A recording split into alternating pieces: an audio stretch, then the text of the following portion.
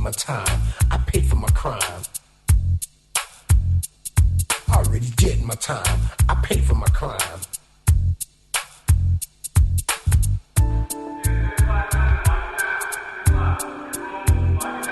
I already did my time. I paid for my crime. I already did my time. I paid for my crime. I already did my time. I paid for my crime. Well, I want to say a big good evening going out to each and every single one of you out there, wherever you're listening from. Really care about the system. It was all about survival. From the UK to USA. Had too many rivals. We've got a big show lined up for you today, impacting community. Lessons in the street. There was not and a plethora of guests. My hands and very quick on my with feet. Informative views. I had girls that's about to keep you on the tip of your seats. Life is so sweet. Now things have changed. The whole game has been rearranged. This is Issues Today on World Jam Global Radio, coming out to you live from Coventry, England, Spend it all in jail. Trying to going right across the world. Already did my time. I paid for my crime. You know, the funny thing is, as I've been watching the news this week, I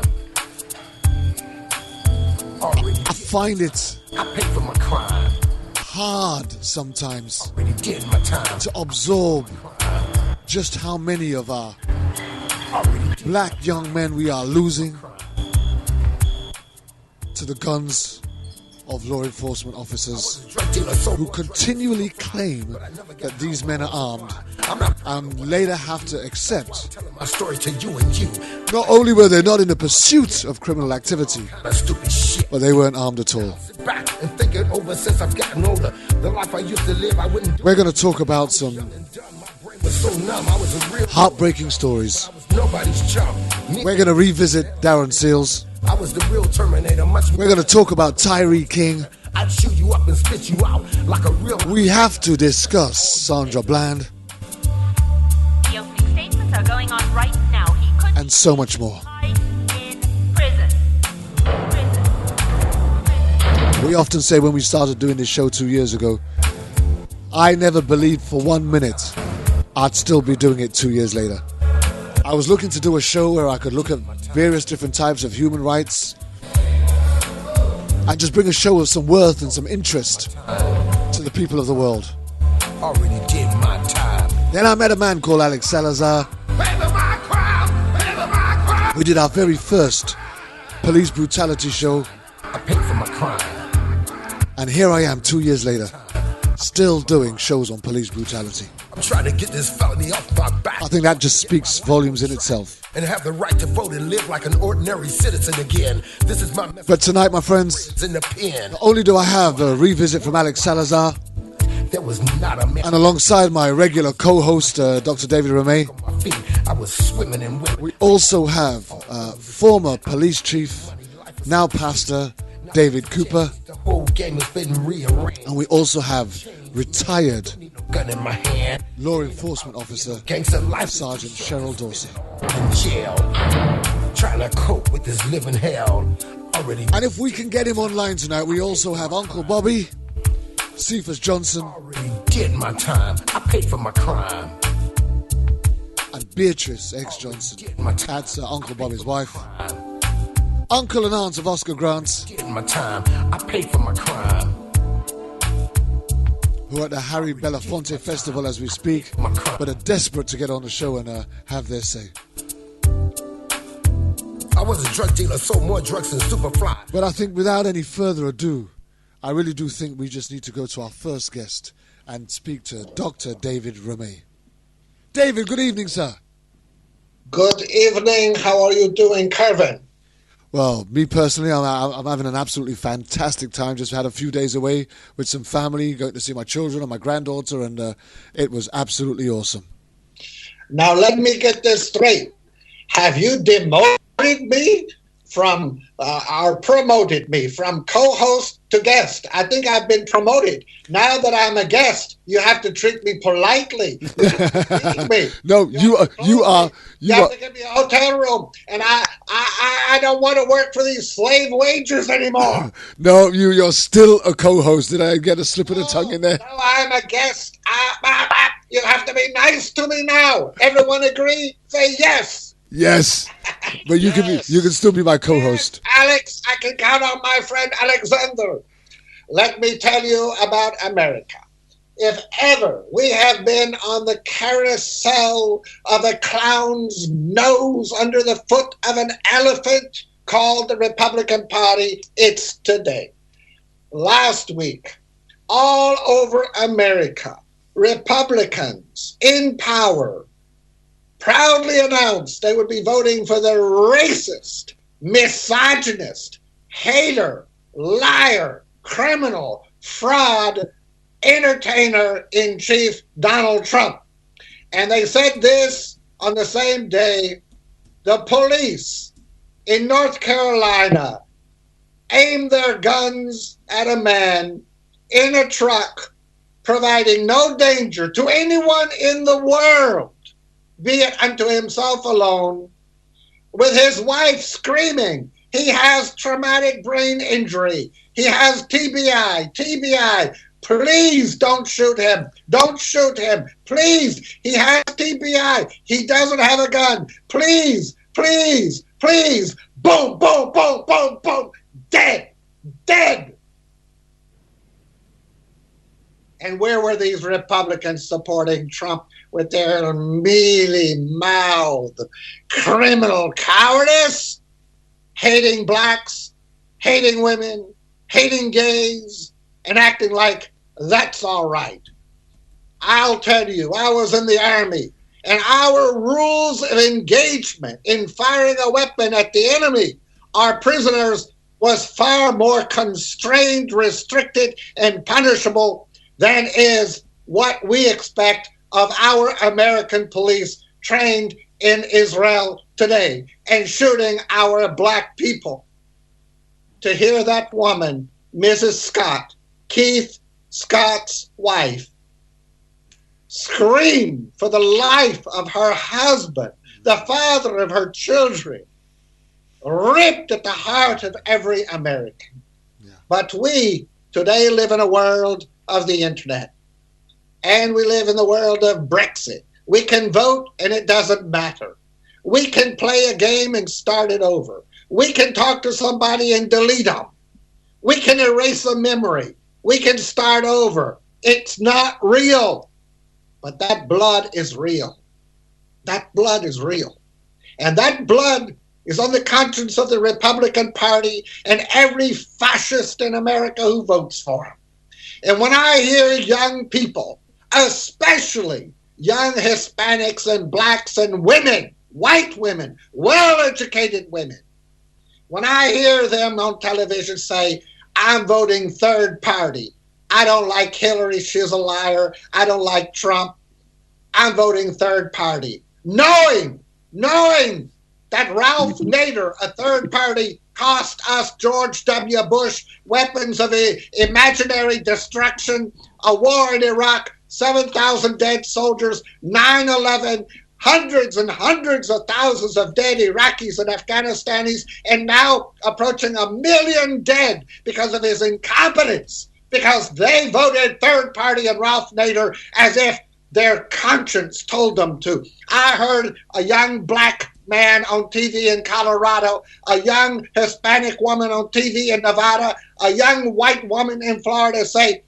I'm voting my conscience. I'm voting my conscience. I'm voting my conscience. Screw your conscience. When your conscience will elect Donald Trump, a man who wants stop and frisk, a man who doesn't mind arming the police more, a man who has no respect for women, a man who called a Miss Universe for putting on 15 pounds, Miss Piggy, Miss Housekeeper, Miss Breadbasket, fatso, ugly. What kind of a human being is this? A man who goes to Cuba in violation of the law, a man who cheats on his income taxes, a man who in a debate says, I'm smart because I don't pay any taxes. Well, what the hell does that make all of us who pay taxes? And your conscience, your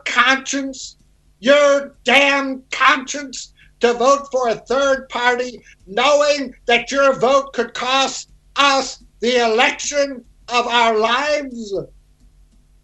What is that about your conscience? You have no conscience. Go smoke your drugs. Go play your internet games. Go get your F's in school. Go be a moron. What? I'm going to vote my conscience in voting for a third party in Nazi Germany and let Hitler get elected? I'm going to go vote for Mr. Schmuck so Hitler can defeat Mr. Hindenburg? Are you out of your mind? Third party conscience? You have no conscience. You have none. Stop and frisk.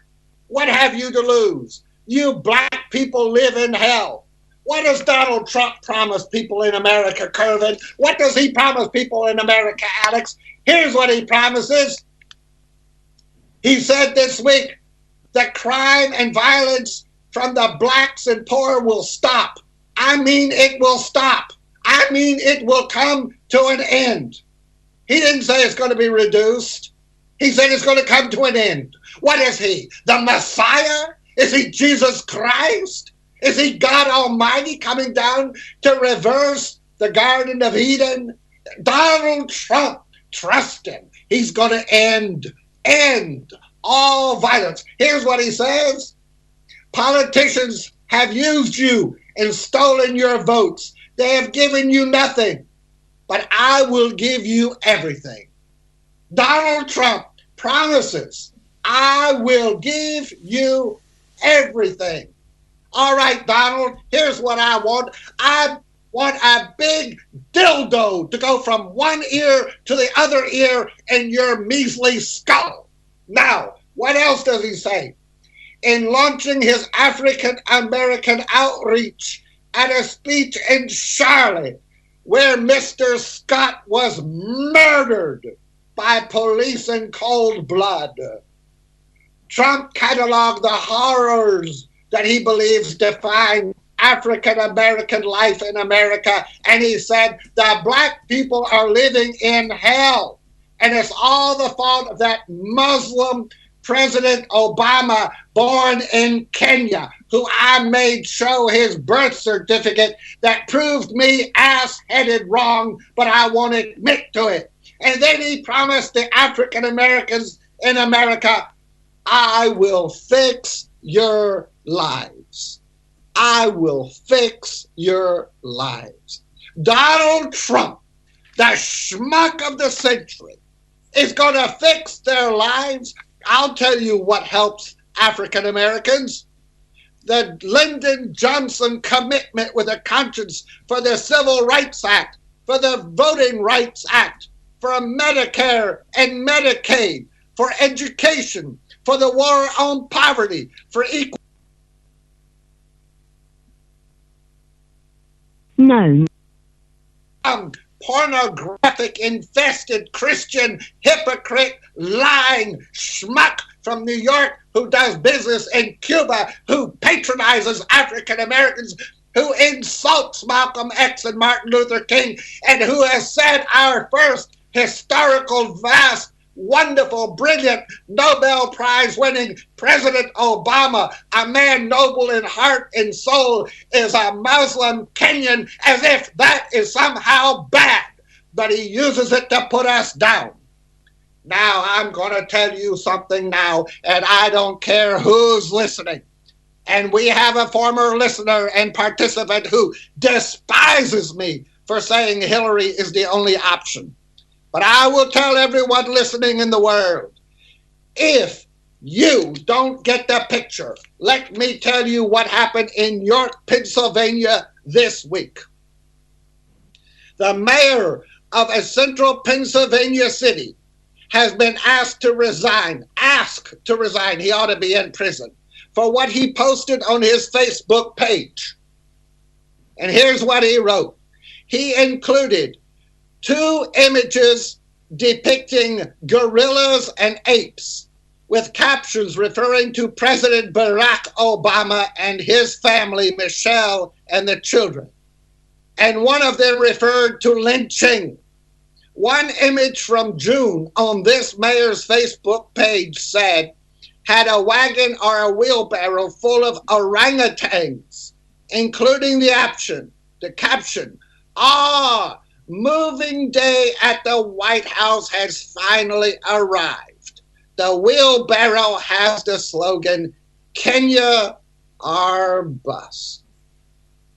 If I see or I hear one person tell me in their uppity, elitist, misogynist, moronic, hypocritical, lacking in ethics, conscience, that they're voting for a third party when we have to choose between this Republican hate and violence, prejudice and discrimination, I will knock them on the head because they're no better than a rock that I might find underneath a rock, underneath a boulder that a glacier left 20,000 years ago in the last ice age. And that's the way it is in America today.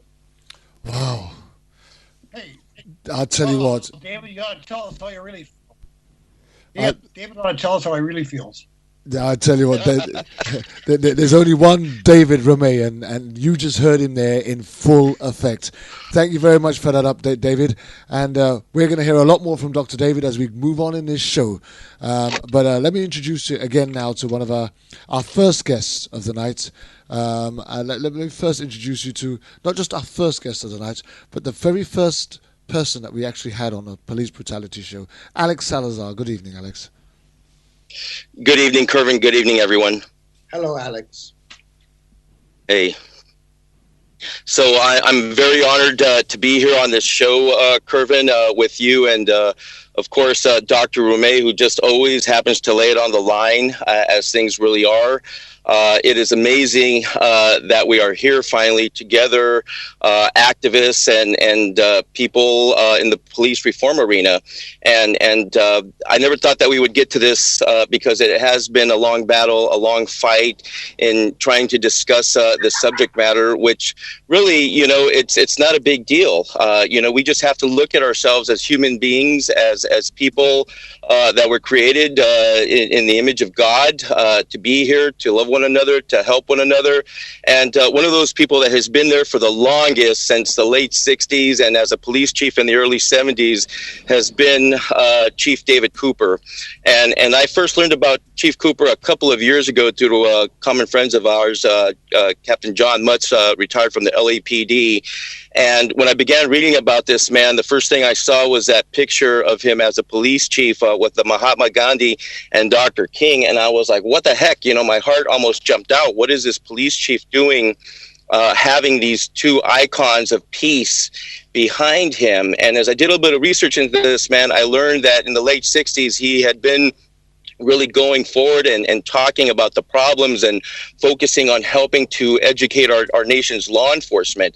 But of course, law enforcement can be very arrogant and cocky, and as we also know, white supremacy based, where they're like, well, we're not going to kowtow down to these blacks, to these minorities, to these Latinos, to these Indians. We are the powerful ones. We are what is American, red, white, and blue.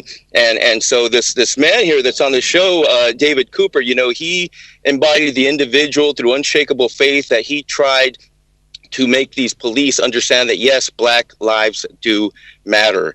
And so it's a shame, that only now is he getting the distinction of being a true pioneer in the area of following Sir Robert Peel's ideas that he established back in the 1800s. And that's to be a police officer of the people, because the people are the police. And we have forgotten that. We have developed this subculture, which, of course, we want to respect and adore. But there is this hidden hypocrisy that goes way back to when the police were the original slave traders.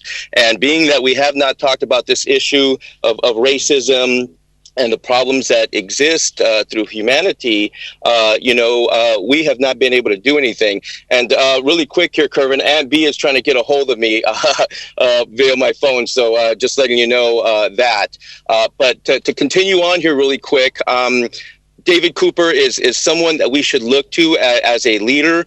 He's there along the same lines with Frank Serpico, who also came forward, that was demonized by the police departments and society. However, the good American public was able to see what a man he was truly by his unique portrayal by Al Pacino in the movie Serpico. And so we continue on with these amazing people. Cheryl Dorsey, someone from my department, just a very beautiful and powerful Black woman on the scene today. Her using her story of what she saw. We actually have people in common that we know that she wrote about in her book. That I can say that yes, these were some really bad white guys who hated Black people. And so I love Cheryl, and whenever Cheryl goes on the CNN or a lot of these programs that she's on, and she says that these police officers are drunken with power, there couldn't be anything more farther from the truth. And so I also want to talk about Aunt Bee and Uncle Bobby, just the power couple here in getting out the word about police brutality and what's going on out there. God has used the tragedy of Oscar Grant, him dying, to help get together the biggest names of people, who are stepping out forward and not being afraid to challenge the system, to discuss the subject matter. There are so many people, as we know, that have died at the hands of police brutality, cover-ups. I mean, you name it, and all these shootings and beatings that are coming out as we speak. And so I look to them, as the leaders of the movement who are just doing amazing things right now at this Harry Belafonte event and still taking the time to speak here with the cutting edge minds of Dr. Cooper, Cheryl Dorsey, of course, Dr. Romay, and you, Kervin, to facilitate this. So I'm going to be quiet. I'm going to let the show go on. And again, I thank the creator for allowing this to happen here finally. We can't stay quiet anymore. We have to continue the fight. We can't be afraid. I'm scared sometimes, but I realize that we have to speak out and to trust ourselves that somehow we will make a difference. So thank you very much once again. Well, Alex, it's our pleasure, and you'll be a lot more than just a bystander on this show, my friend. I can guarantee you that. I know you're going to have a lot more to contribute as it goes on.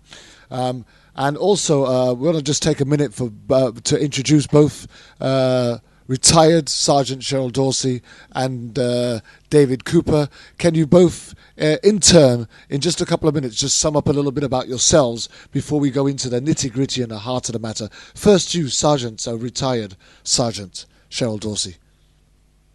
Well, first of all, let me say thank you, Kervin, for having me here and including me in this very important discussion. And so very briefly, my name is Cheryl Dorsey, and I'm a retired 20-year veteran of the Los Angeles Police Department. And so I began this journey as a community advocate, if you will, in 2003 on the heels of the Christopher Dorner situation, which occurred here in Los Angeles, California. And very briefly, Christopher Dorner was a young Black man who had been executed by the Los Angeles Police Department after he had engaged in what I don't concur with, which is the murder of people who really had nothing to do with his angst.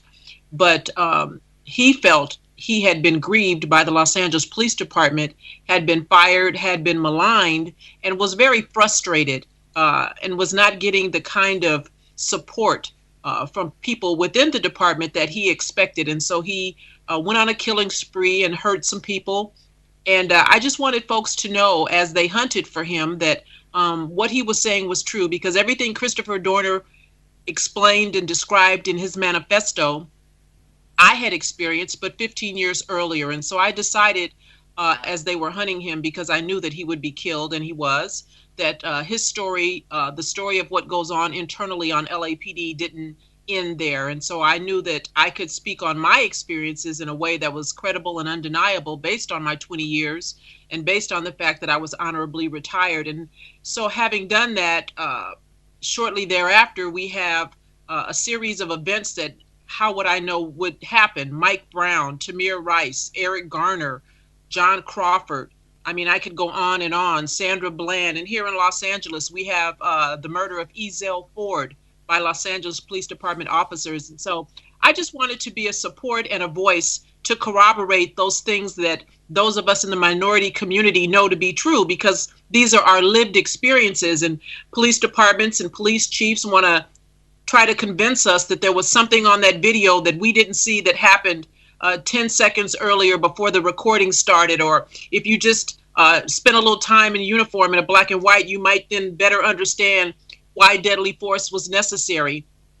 And so being a black woman first, a mother, and a police officer last, I felt compelled to speak in a way that was credible, that was undeniable, and in support of those who have lost loved ones at the hands of overzealous, what I like to call drunk with power, police officers on a national level.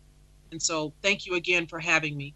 Wow, well, I'll tell you what, that was a powerful introduction, and we really do look forward to getting down to some real nitty-gritty with you as we delve into this show. I'll be back with you very shortly with probably my first question,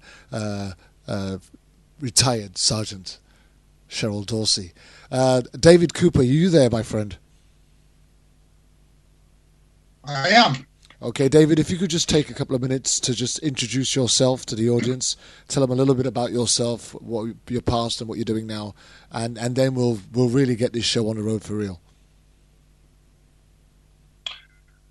Okay, well, I'm happy to be here, and good to hear from my friend Alex Salazar. Alex and I did a lot of stuff over the internet, and then we had a chance to be on a conference just last month here in Wisconsin on helping police and community come together and try to implement the recommendations of the President's Task Force on 21st Century Policing. And John Lutz was here, and also Dub Lawrence, who did the peace officer video. He was a sheriff, had formed a SWAT team, and then after he retired, that same SWAT team killed his son-in-law in very tragic circumstances. So I want to start out with something here, and it's a quote from Charles Blow, who just wrote this in the New York Times 2 days ago. Blow wrote, "The police are simply instruments of the state, and the state is the people who comprise it. The police are articulating a campaign of control and containment of populations, and that campaign has the implicit approval of every citizen within their jurisdictions. This is not a rogue officer problem. This is a rogue society problem." And I guess if I was to sum up about how I see it, I've been talking and writing a lot about it. We're not really looking at every instance bad cops. What we're seeing is a bad system in which the leaders will not correct. And being outside the police is a very frustrating experience. I've been watching or working in police for half a century. I joined the police after I came out of the Marines in 1960, almost joined LAPD, but came back to Minnesota, thank God. And we were a group in the 60s that started going to school, and the President's Commission came out, and so we had a fraternity at college cops, and the college cop fraternity was pushing for a lot of changes that the 1967 President's Task Force was working on, and since that time, I went on. I spent about 8-9 years in Minneapolis. I was a TAC officer, detective, and training officer, and that stuff, and then went on to head up a small department just outside of Minneapolis in Burnsville, Minnesota. I was there for 4 years and tried some new stuff, like we required every police officer to have a 4-year college degree. And we also experimented with non-military uniforms, so blazers and slacks, and started a neighborhood policing to sort of move from time of day responsibility in a shift to turf responsibilities. And then in 72, I was picked to be the Madison police chief. I was there for 21 years and came on the department with one black officer and 7 women. The 7 women worked in the juvenile section. They had to have a college degree, and the men didn't. They could not. They could not apply for promotion, nor could they carry a firearm. Talk about a perfect storm ready to happen. So, the commission that hired me, asked me, how I felt about that. I felt strongly that the women should be moving into policing, and of course that we need diversity throughout the organization. So about half my career I was working on that, and the last half of my career to try to truly implement community-oriented policing by using a lot of the teachings of Dr. W. Edwards Deming in systems improvement, customer surveying, 360 feedback, and flattening the organization. Then I went off to a seminary after completing 33 years in the police and was subsequently ordained as a pastor in the Episcopal Church, and I worked in a small church, but I've also continued my passion for social justice. And that brings me back to the police all the time. So I thought the police were on a trajectory in the 1990s of continuous improvement, that I'd sort of done what I had to do, and that the younger officers would carry this on. And as I look back over the years, that wasn't happening. And so I wrote this book, Arrested Development. Veteran police chief sounds off about the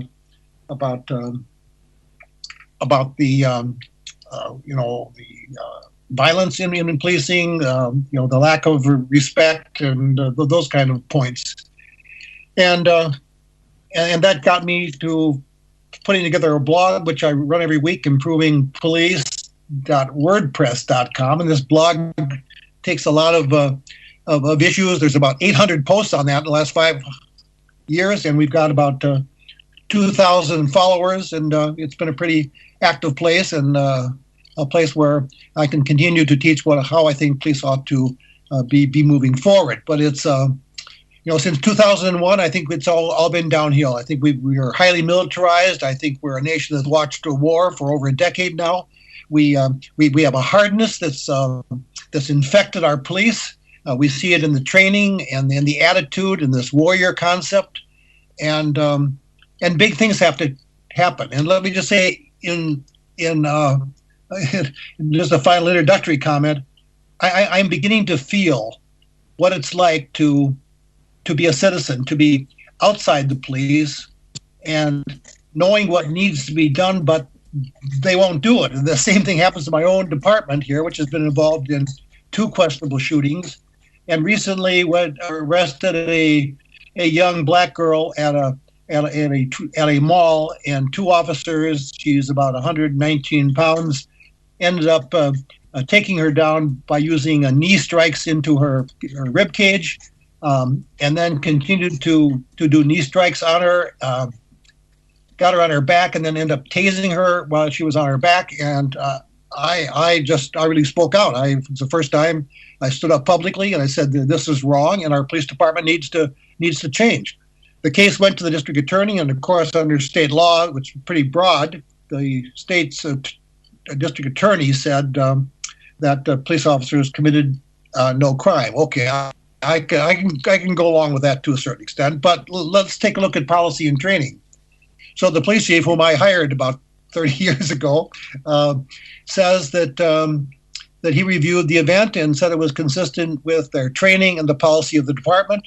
And my position has been, if that's the case, it's got to change, because the department needs to tell the community that they're not going to do this anymore. They're going to change our training, that we're not going to use knee strikes into the torsos of young girls in trying to restrain them because they were having a disturbing event. She thought her cell phone was stolen. So the police came there to help her, of course, and then ends up arresting her. And then when they got her down to the jail, they charged her with somewhere between 3 and 5 felonies. And luckily, the district attorney stepped in, and he moved down to misdemeanors and moved her into restorative justice. But the problem today, and it's been 2 months, nothing from the police department, that we're not going to do this anymore. So what this has moved me to think more and more. My recent blog this week is I'm rethinking community control of police. I'm rethinking what Black Panthers had to say, what Malcolm X had to say. I'm rethinking that the only way that we're ever going to get out of this conundrum, this need to restrain the force used by police in carrying out its duties, especially against people who are mentally ill and disturbed, is that we've got to have more community control of police, and in fact, community-oriented policing. If we really work it through, it means community control of police in matters of hiring, firing, discipline, and policy. There, I said it. There you go. Well, listen, thank you very much for that, David. And I do especially want to look at the impact that all of this has on the community. and that's going to be the forefront and the foundation of our show. But I want to bring something to Cheryl Dorsey's attention, which is I'm going to try and provoke a response from. On the very last show that we did with Alex, it was only after that show that we decided that we were going to do another show. And Alex was dead keen to do it. He spoke to me, said that he'd been with this John Mutz and David Cooper, and he'd been at this thing, and we could do this. And I thought, well, that's great. If we could do this, let me try and get some balance. And I got a hold of Greg, and Greg was the first one to come back and say, yeah, let's do it. Cephas said that he would, and then he couldn't, and then he was dead. But at the end of the day, we finally decided that we were going to do this show, and all of you guys came together, and that's absolutely fantastic. And at the time that we decided to do this show, it was just on the back of Darren Seals,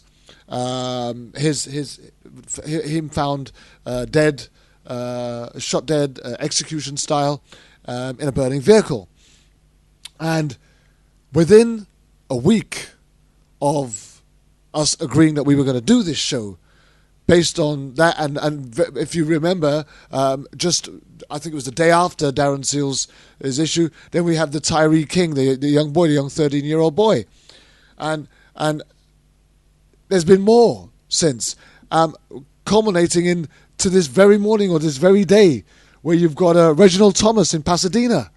And you mentioned the mental health issue, and I'm really passionate about that, because I can't understand for the life of me why police force are not trained to respond to mental health, or why there isn't a mental health response unit to support the police to deal with people that they can't deal with.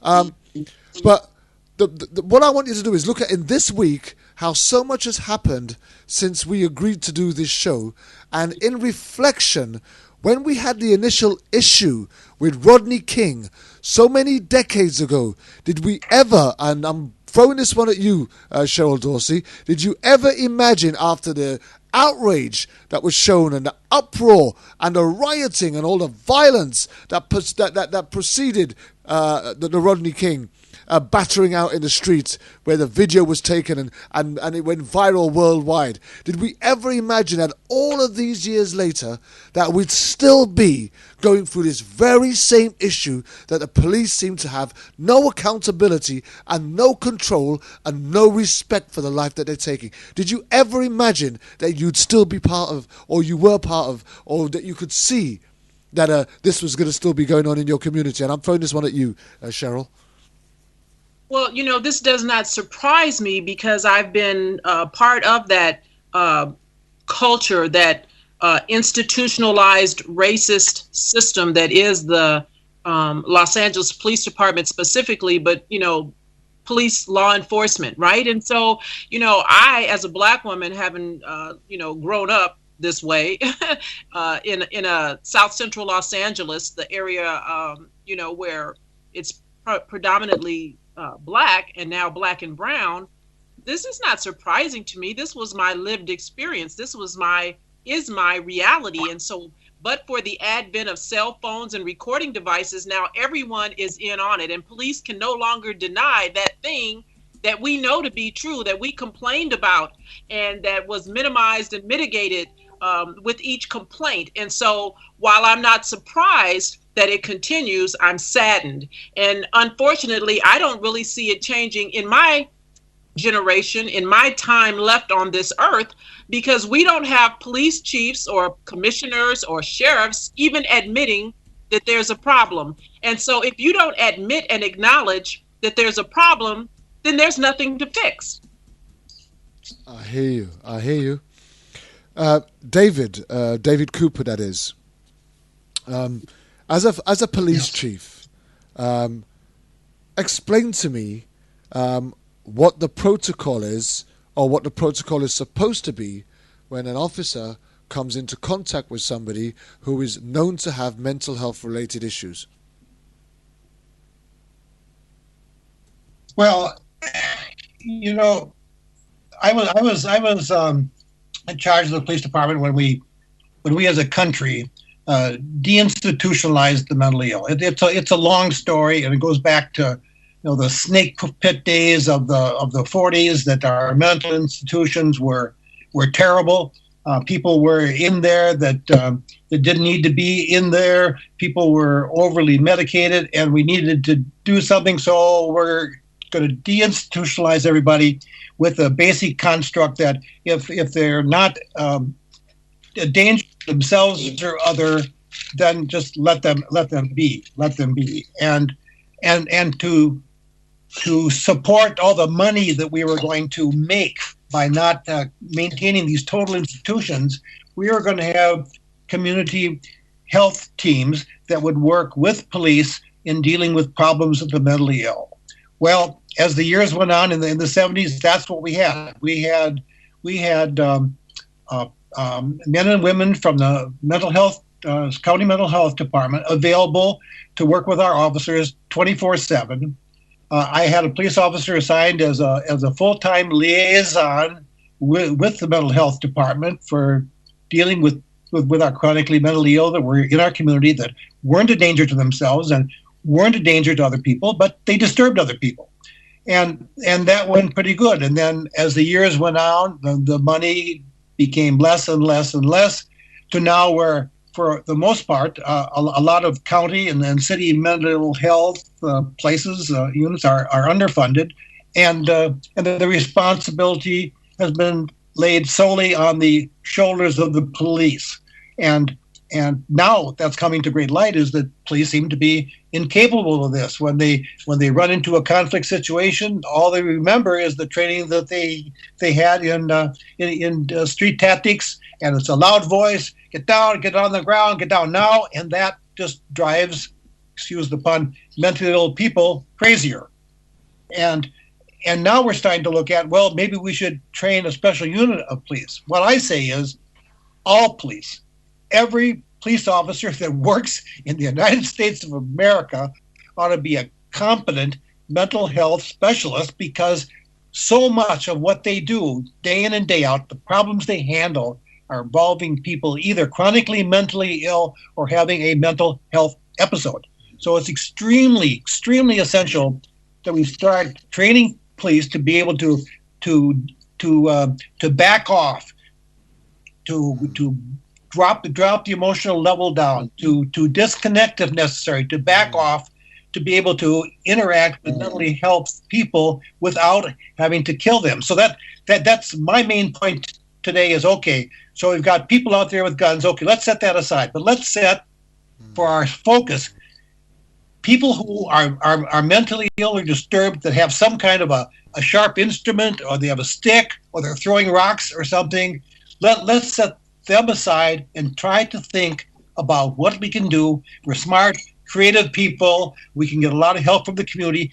Let's try to handle those situations without the use of deadly force. That's my line. I think we can do it. I mean, when I started police training, and I know cops don't like to listen to this stuff, but we didn't have body armor. We didn't have a personal radio.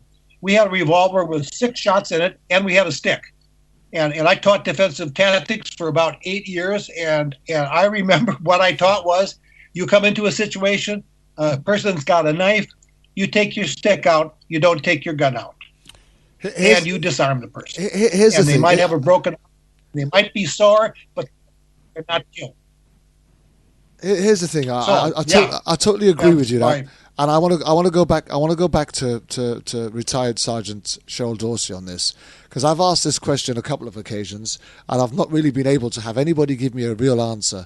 And I think Cheryl should be able to give me a real answer on this. We keep on talking. Are you there, Cheryl? I'm here. Okay, we keep on talking about the line that the police continue to spurn out time and time again, that they were in fear of their life. Every time they get confronted by another situation, they fired their shots because they were in fear for their life. The problem that I'm having with this particular stance that they keep making is you have hundreds and thousands of female officers, law enforcement officers, out on patrols, and who all carry, they are also licensed to carry weapons, and they are also responding to volatile situations. How come we haven't got this status and statistics of female officers who should more have reason to be in fear of their life shooting innocent, unarmed people than men? Why is there no comparison? Do you understand? Well, I think there's a couple of things working. I think,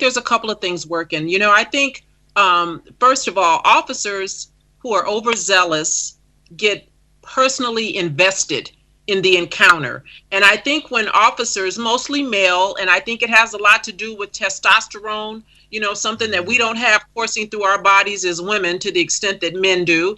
And, when you've got young men who are fired up, adrenaline is running, testosterone is flowing, and you have someone question their authority, and they're starting to see that there's no consequence when they escalate a situation to a deadly force use, which should be the last resort and not the first resort.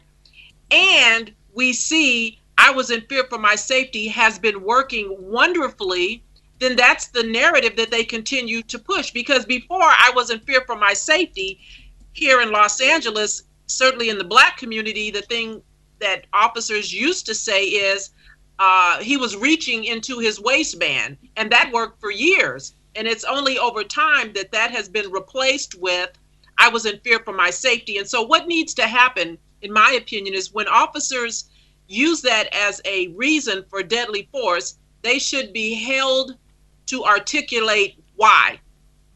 What was it that caused you to be fearful? Because the mere utterance of I was in fear seems to be sufficient.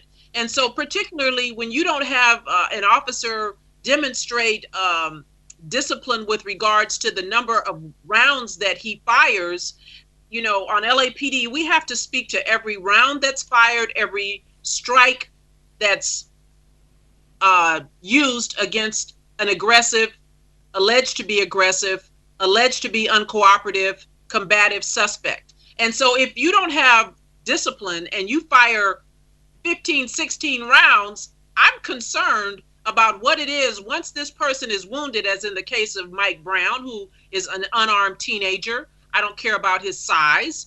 I don't care about how intimidating he looks. But once he's been hit and he's bleeding and he's injured, what is it about him that continues to scare the bejesus out of Darren Wilson that he now fires 5 more rounds into this young man's body? And that's true of every other use of force. And so officers are not being required to articulate it. And in the instances when they do, they say something that makes no sense, much like in the case of Charles Kinsey in Miami a few weeks ago, who was laying on the ground prone with his arms and legs extended as if he were Superman flying on the ground. He's articulating to this officer that there are no weapons. I'm trying to help an artistic client. Officer shoots him anyway. And when Mr. Kinsey says, "Why did you shoot me?" the officer says, "I don't know." That's unacceptable. And now we're understanding, based on that shooting, that there's not going to be any charges filed against this officer. So if there is no consequence for bad behavior, if there's no price to pay, if you will, for errant officers, then police departments, police chiefs have done nothing to deter that bad behavior. Rather, they encourage it when they circle the wagons and try to convince us that there was something that everyone else missed, but they got it right in their assessment of that deadly force incident. I couldn't have put it better myself, and that was the exact response that I wanted. And Alex, are you there, my friend? I am, Kervin. I mean, I've got to be honest with you. That was the response that I wanted. I was actually going to say it myself, but I wanted it to come out, which is why I forged my question the way that I did. So what Cheryl is saying is what I believe is that there are officers who are wearing a badge, who have been trained to serve and protect, who get themselves in a confrontation and they take it personal. It's almost as if that this is me and you now. and we're two guys out on the street, or we're balling it out on the park, and whatever it is that you say, or whatever it is that you do, or however it is that you respond, is in direct confrontation and conflict to me. You know, this is personal, and I'm not sure how much training is given for them to be able to separate themselves from a comment that's been made or a confrontation that they're involved with, and their personal views, feelings, and acknowledgements of what's taking place around them.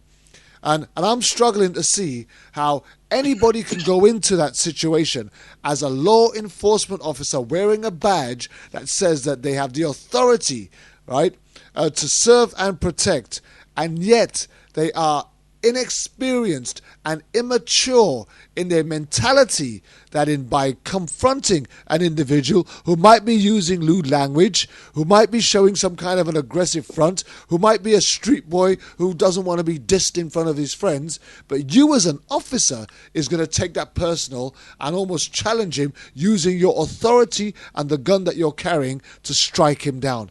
Does that sound relevant? It's very, very relevant, Kervin, and what we're talking about here is an insidious culture that refuses to acknowledge the problems that exist within, that Cheryl just mentioned, that Chief Cooper has been talking about for the ages now. There's this arrogance about law enforcement, and if you don't kowtow down to them, they call it contempt of cop. That is a term with some of these officers, that they're literally wingnuts, that if you don't respond correctly, like in the way that Sandra Bland was treated. She was smoking a cigarette, and black female. She had a little bit of attitude, but that was enough to set the white racist police officer off. Okay, and so this isn't a problem just confined to Texas. It's everywhere. And I'm not going to say all police officers are like that. There's very good officers that do try to treat people with respect, but there's many, and including these so-called good police officers, that, you know, if you encounter them on a bad day, well, it's their word basically over yours as a citizen. Yeah. I get that. We also seem to have lost David Cooper as well at the minute. I'm not sure how I'm going to get him back. I'm trying to ring him in, but he's going straight off. He seems to have lost his signal. But Dr. David Remay. I'm here. Good. Don't go quiet on me now. Don't get all shy on me. No. We've been doing this show for 2 Dr. years. Dr. Remay shy? Not in a million years. But we've been doing this show for 2 years now, and although we've often gone into Syria and into the Palestine and even into circumcision and other things, we keep finding ourselves back on this platform of police brutality. Are we not sick of it yet? Well, there's a famous saying in America, I'm sick and tired of it. I've never really understood what that means. Sick and tired. You might as well lay down and die. I'm not sick and tired. I'm mad and furious, and I'm energized. When I see injustice, the Lord God in the Bible says, justice shall thou pursue.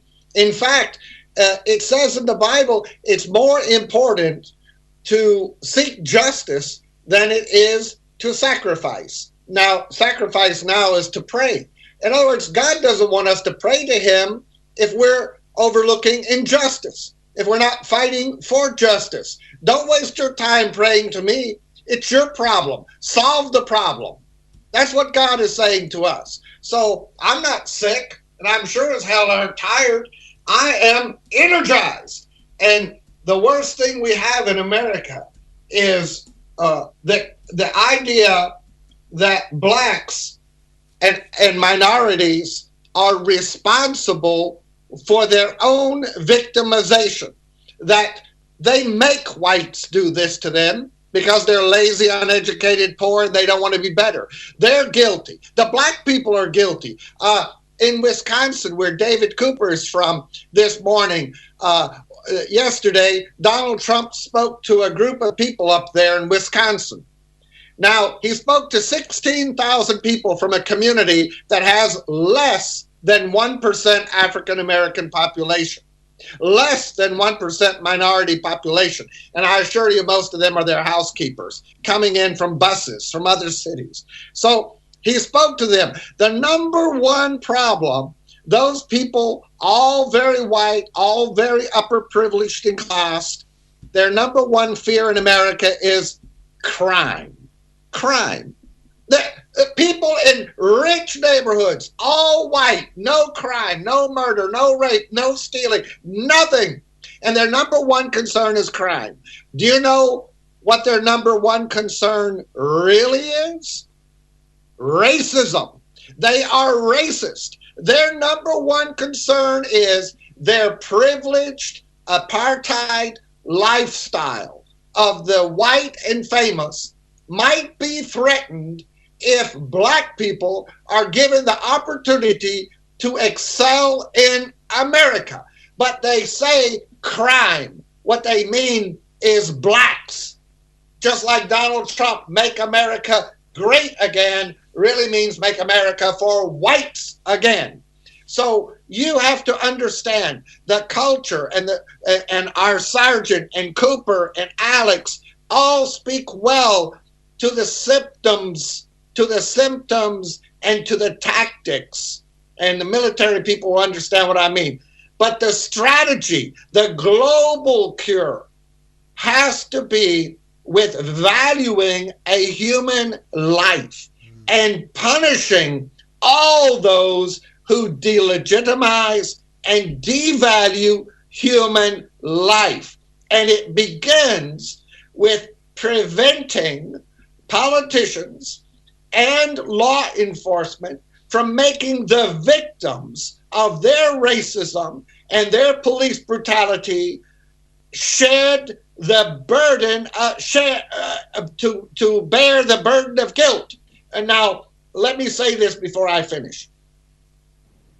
One of the worst crimes the Nazis ever committed against the Jewish people was in Auschwitz and Buchenwald and Treblinka, when they didn't have enough personnel. So they selected certain Jews who wanted to survive, mainly men, and they made them capos. So like black policemen who kill poor black people. They are capos. And these capos murdered Jews, threw them in ovens, spied on them, took their food, raped them and brutalized them, and worked for the Nazis.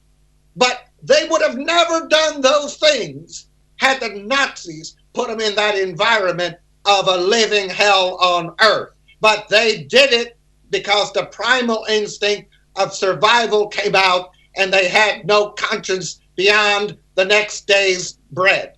Now, when those people died too, those capos, because they did die, most of them, guess what? They not only died as victims, but as perpetrators. So the ultimate evil from the Nazis was to take a victim and deny him innocence at the moment of his death. It is a cycle of evil that we see perpetrated against African Americans who the CIA have put on drugs, that the government has kept in poverty, that the people don't care about their education, have forced them into poverty and crime in many instances, who denies them legitimacy, even when an African American becomes president of the United States of America, the greatest leader in the world, the man who has the sole power to destroy all of mankind. Even then, the petulant, immature, white, racist, moronic, and demonic creatures come forth with their delegitimization and devaluing of a human life for no reason other than that life happens to be in a black skin instead of a Sarah Palin bikini or a Mike Pence homophobic governor's suit from Indiana or a Donald Trump fraud, Paul Ryan fraud, Mitch McConnell fraud, or any number of Southern and Midwest and Southwest senators like John McCain who don't have the courage that a squirrel in a testicle sack with pea-brain testicles would have. And that's the sad state of it. They're turning the guilt upon the victim and denying him the innocence to which he is entitled because of their demonic attitude which devalues life.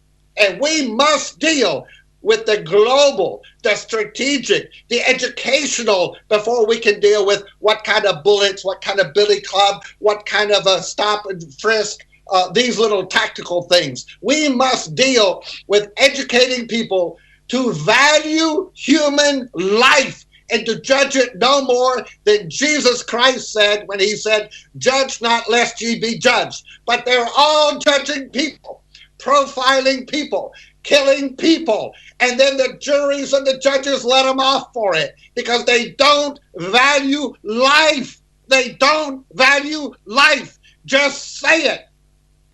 You know, I can't agree with you anymore, Dr. David. And you kind of hit the nail on the head every single time. Lost for words sometimes as you deliver. But in the midst of your delivery, you said a couple of things that I want to take our guests up on tonight. And we have this conversation and we bring up these points and we still struggle to get an appropriate answer. So we have 3 former law enforcement officers on this show, and I'm going to ask each and every one of you to explain to me your response and opinion on this. And here it is. I've said it on several occasions. Law enforcement officers are there to serve and protect the community. They're there to detect crime and reduce crime. And if these incidents that were taking place involved individuals that were in the pursuit of crime, it wouldn't be as questionable.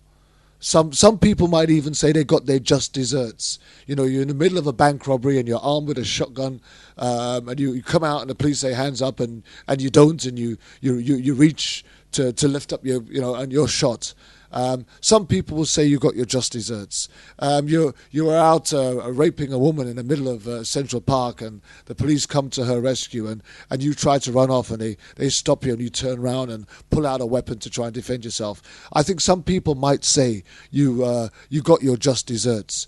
You might be a gangbanger or a drug dealer, and the police have come in to raid, and you're just trying to get away with your share, your stuff. And so you're going to reach underneath your pillow or in your glove compartment of your vehicle, and you're going to try and pull out a gun to make a quick getaway. But the police were quicker than you on this occasion, and they shot you. Some people might say that you got your just desserts. You live by the sword, you die by the sword. But what we are seeing time and time again, which is really breaking our hearts, and what some of the mothers and fathers who are losing their children cannot comprehend, is the amount of people that are being shot dead, who are not in the pursuit of criminal activity, who have no criminal record, who have no criminal relationship, the police have no previous knowledge of this person being a nuisance in any way, and so many of them who have mental health related issues, whose family members have called the police to support because he just might not be taking his tablets today or yesterday, and they're being cut down and shot down and killed because for some reason, only God knows reason, these officers who are charged with the authority to serve and protect have gone out there with a mental state of mind that they have the right to kill. Now, I'm struggling to find out how we still have no accountability, why there are no consequences, why somebody's not up in front of a judge and a jury, why somebody's not serving hard time for these type, because this is criminal. This is beyond protect and serve. This is criminal. So each of you can have an opportunity to respond, and I might be getting into my high shriek, passionate voice right now because I'm getting kind of excited here in an angry way, because all week I haven't come across one individual that was taken or killed by the police that was actually in pursuit of a criminal activity. And that is a shocking statistic in itself. Let's come to you first, Cheryl. What's your response to that?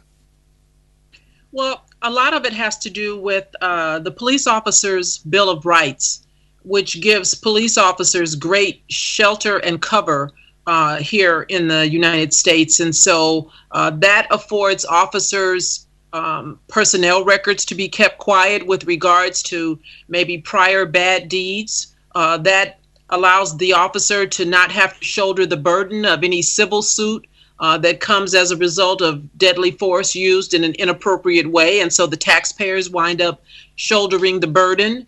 And then we have, what I like to refer to as code talk and doublespeak by police chiefs who, after the fact, try to dirty up the decedent, as we've seen in the case of Mr. Scott.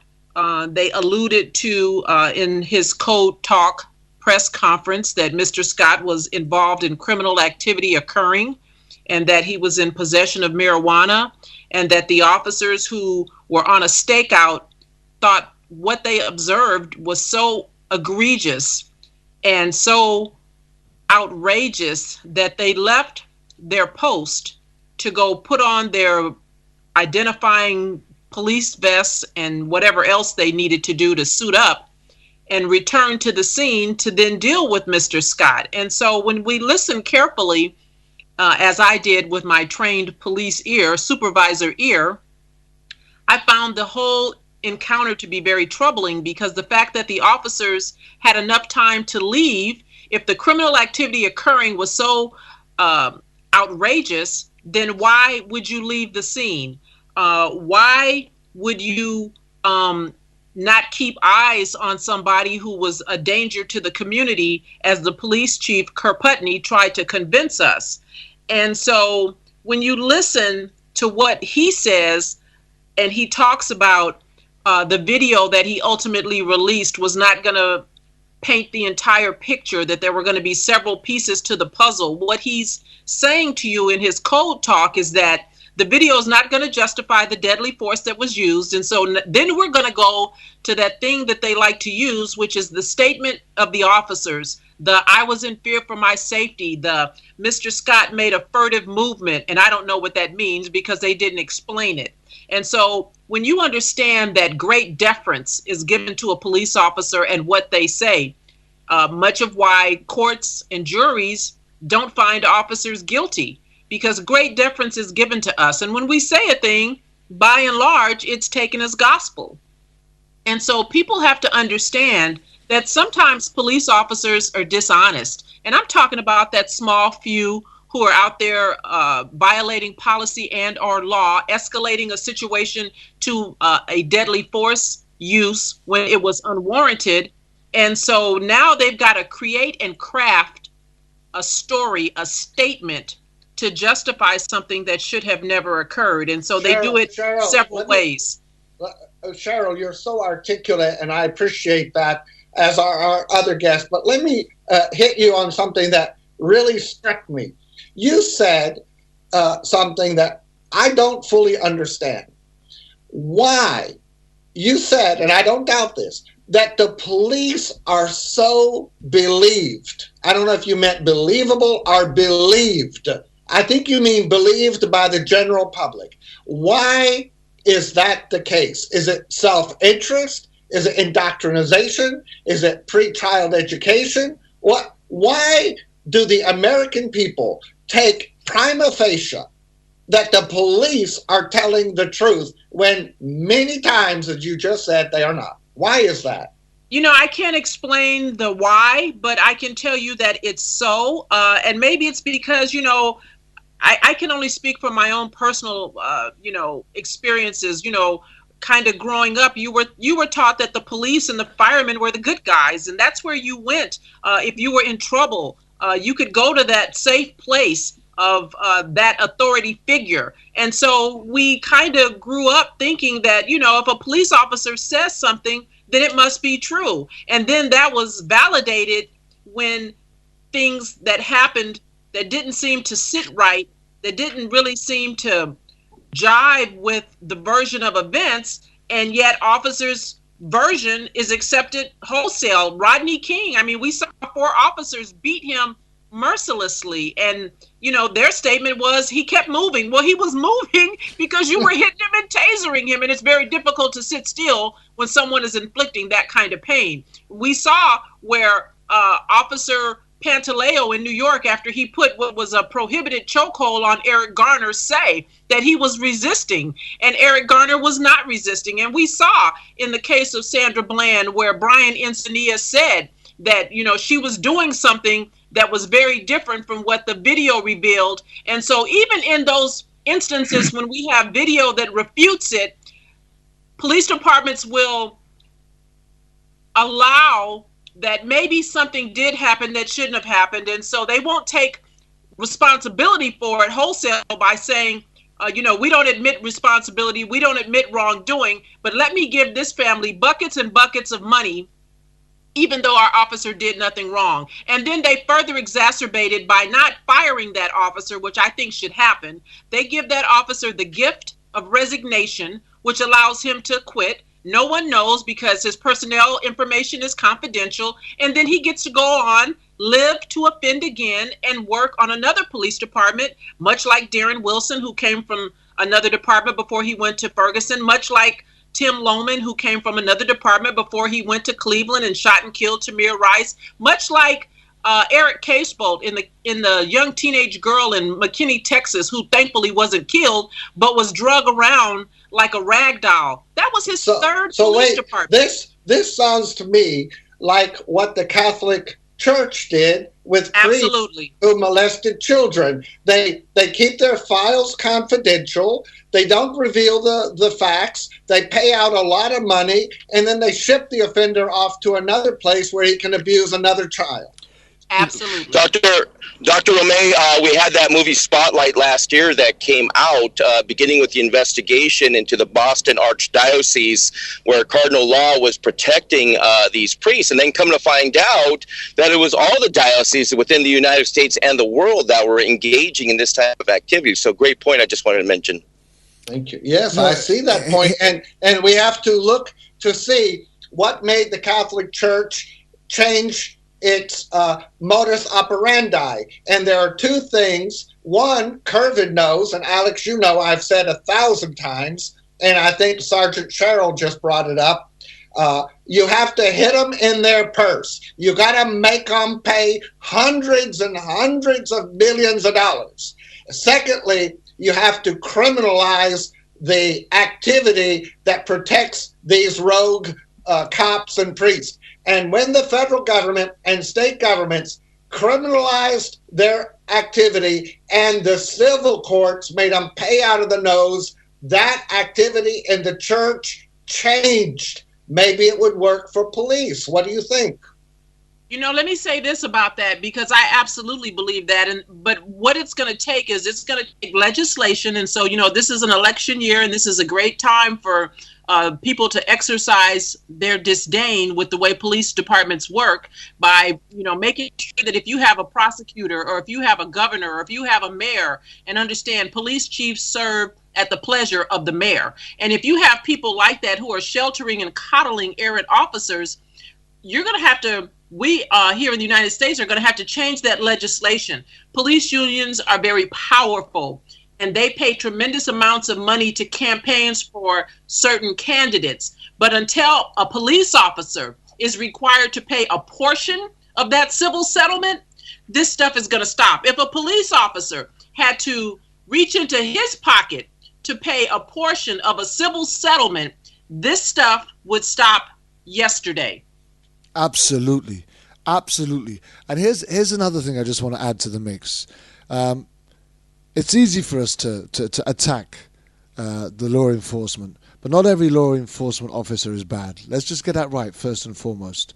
And more importantly, I think one of the biggest problems you have, and one of the questions that you asked first and foremost, Dr. David, was about the police themselves. Because for me, I think if we get to a point where we can't trust the law, where we can't rely on the law, where we don't believe that those who are supposed to uphold it are of people with integrity, then the very substance and foundation and infrastructure of our communities and our societies would be seen to be falling apart. You ask the question, why are they believable? Why do people believe them? We believe them because we have to. We believe them because we always knew, or we always believed, that law and order would be right, because without it we'd have anarchy. If we didn't have something in place, even into the infrastructure of the household, there's this hierarchy: mum and dad, and then older brother, and then the brother underneath, and then the one down, and authority stands in position, right? So we are accustomed to being policed, and we are accustomed to the police having that authority. And for us to believe that the whole thing is rotten to the core would be too much for a society to take.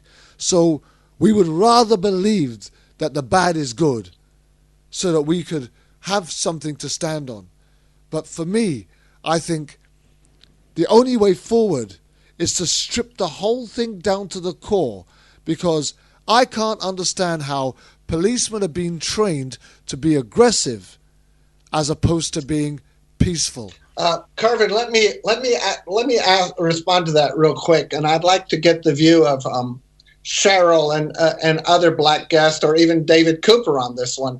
I would argue that it is not a matter in the United States of America that African Americans are beginning or may distrust black police. That is a foregone conclusion. Every black person in America, from the president down to Mrs. Scott in North Carolina, will tell you that black people do not trust police, black or white police, and they are fearful every time their children go out that they will not be killed by a criminal, but that they will be killed by a policeman. They fear that when their husband's traffic stop is caused by a blinking light, like Sandra Bland, that child may never come home again.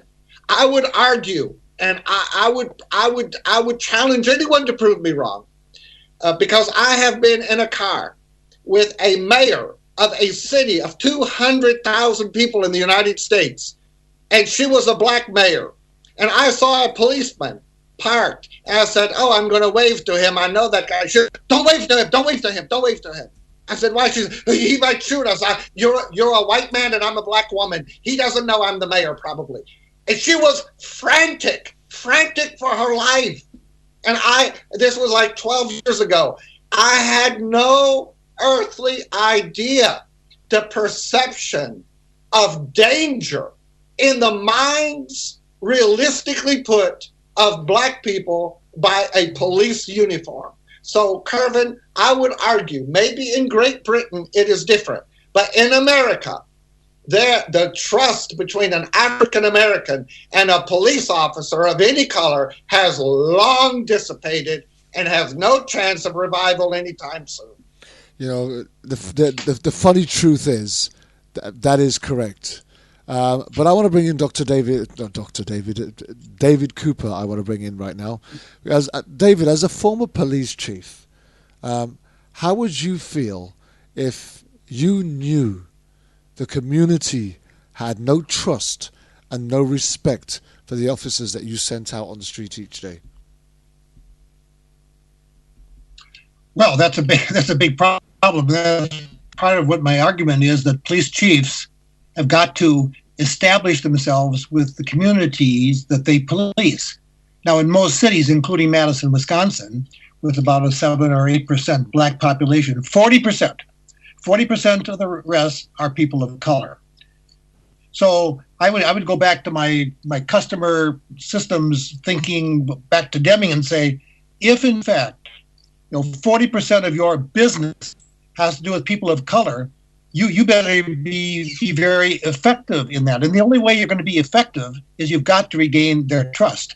Because two things, and this is what I tell police officers today, and I learned this back in 1968 when Dr. King was assassinated, and I'm working on the street, and the north side of Minneapolis is burning down.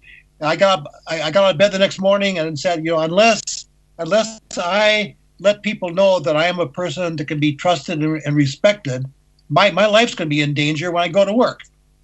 And I tell that to police officers today. There's two things in building and being respectful that you will be safer as a police officer. The community in which you work in communities of color especially, you will be safer if you treat people with dignity and respect. The second thing is, unless you treat people with dignity and respect, and you are yourselves respected, you will never be effective as a police officer. You will never know what needs to be addressed in that community. You'll never know the crimes that are going on.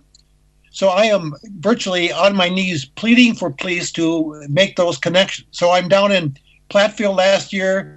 A young woman captain that I had hired a number of years ago was down there, and she said, "Well, Chief," she said, "we're doing everything that the president's task force says. I think we're really doing it really well, and I don't know what the problem is."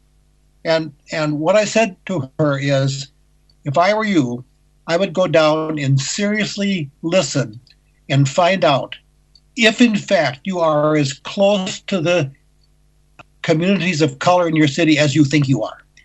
Because, it has to do with leadership, and I'm sure Cheryl will agree with me 100%.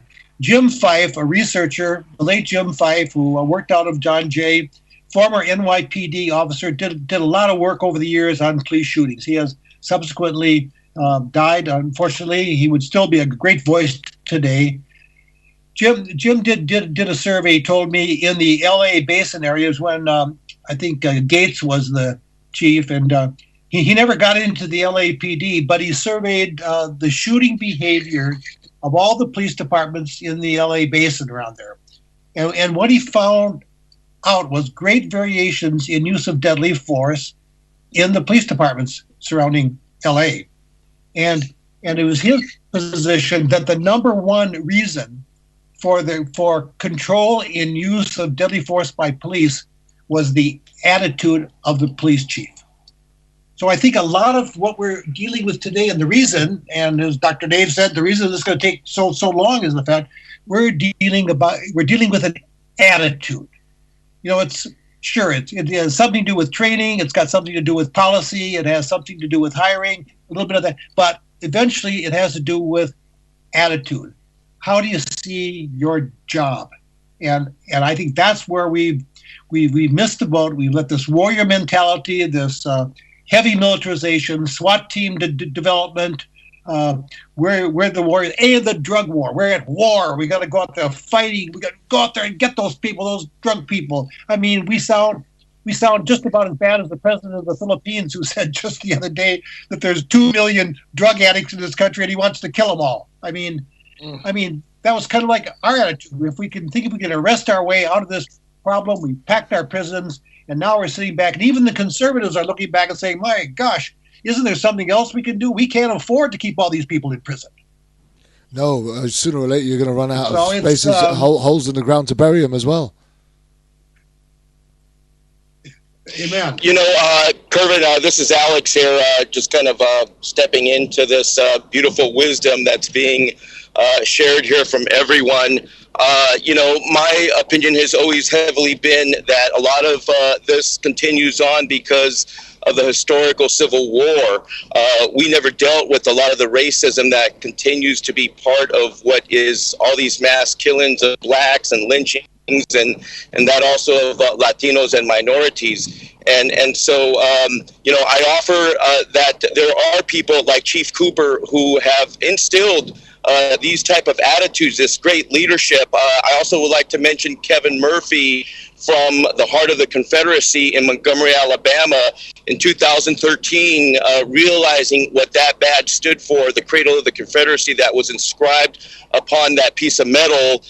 He had that removed. And then in 2010, he sent his officers to the Rosa Parks Museum where they could learn why Black Lives Matter. And in 2013, he apologized to John Lewis, the congressman, for the butt whipping that they gave him and other people that were marching with Martin Luther King at the Edmund Pettus Bridge. And so my belief here with this whole Trump thing going on, that's only becoming more exasperated by his rhetoric, and it's drawing out these very, very ugly, racist, right-wing religious conservatives. And so in the meantime, we can continue to talk about this and bring it out. But until we really come out to the forefront and discuss this issue, that it is institutional racism that has been around since the beginning, then no amount of training, no amount of any sort of oversight commissions, like we had the Christopher Commission. After Rampart happened, we tried to revisit what happened with the Christopher Commission recommendations. What we learned was that they never followed hardly any of them, and they had to be reinstituted. So it's this arrogant white supremacy mentality that Dr. Romay touched on. He can perhaps maybe go a little bit into that historical thing where there are people, including black officers and Latino officers like myself, who can fall into this brainwashed, ugly mindset that we're better than you guys. It's us versus them. And it's this form of brainwashing that, like I said, Chief Cooper has tried to deal with, because some of these guys, they're so arrogant, and I can only imagine the things that he went through himself, being a pioneer in trying to discuss this matter. The great thing, of course, is that there are whites that get it. Dr. Romay, John Mutz, and of course Chief Cooper here, who provide that type of understanding for us to continue to fight this battle. Absolutely. And I think you're onto something there, Alex, for sure. And I just wonder what's gonna happen, with the presidential election, and we're gonna deporting 2 million people or more out of this country. I mean, what's going to happen there? But one of my great, my most favorite black philosophers is Ta-Nehisi Coates, and he wrote this. And as you were talking about this, Alex, 250 years of slavery, 90 years of Jim Crow, 60 years of separate but equal, 35 years of racist housing policy. Until we reckon with our compounding moral debts, America will never be whole. And I think that what is needed is the kind of thing that my vision for what's going to happen here, and maybe it'll be after I'm gone, but my vision is that the police in this country will finally come to the understanding that they've been part of a system that has tended to oppress people of color and people who are poor, and they will go through a Truth and Reconciliation Commission like went through in South Africa and in Rwanda, and during that time there will be apology and there will be reparations made. I don't know how else we can get out of this. I'd like to add to that, David, real quickly. You obviously have a soul, or else you wouldn't be an Episcopal minister. But I can tell you, the soul of America is not justice. It is not love of God. It is not service to God. The soul of the United States of America is a green object, and it's called money. Money. Now, after World War II, the Jews, and my family included, did not focus on any kind of apology from Germany. We didn't care about an apology. We didn't care about remorse or atonement or any kind of a reconciliation committee to bring people together. We knew what the Germans thought of Jews, that we were Untermensch, that we were rodents and rats and a disease upon the great white people of Germany. And the black people of this country and Hispanics and Native Americans have to understand the white American ruling class in this country and their Appalachian minions and poverty-stricken people who are driven more by racism, homophobia, drug addiction, and hypocrisy and poverty than they are by any sense of love of their fellow man or justice and reconciliation.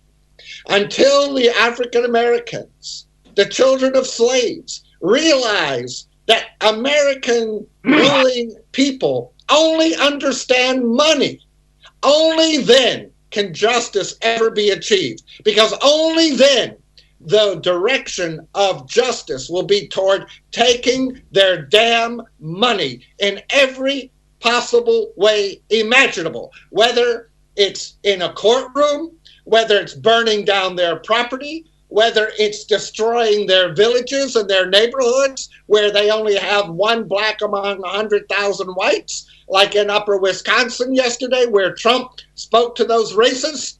It doesn't matter until they feel the threat to their almighty dollar. Only then will there be justice. And until we face that raw, primal fact, we will dance upon ice that they can break at any moment to drown us once again, no matter how hopeful our voyage has been. Here's another question right in there. And any one of you can answer that one, either Alex Sherrill or David Cooper. Do you think that the part of the solution to police brutality might be to require all police departments to be nationally accredited? I think there certainly needs to be a national standard with regards to uses of force, and I don't know how that would look, but we know that officers are not being trained similarly, and I just have to base that on some of the excuses that they give or reasons or explanations for using deadly force in instances when it's clear to me it was unwarranted. And so there needs to be some sort of standardized federal equivalence that requires training to be the same for everyone.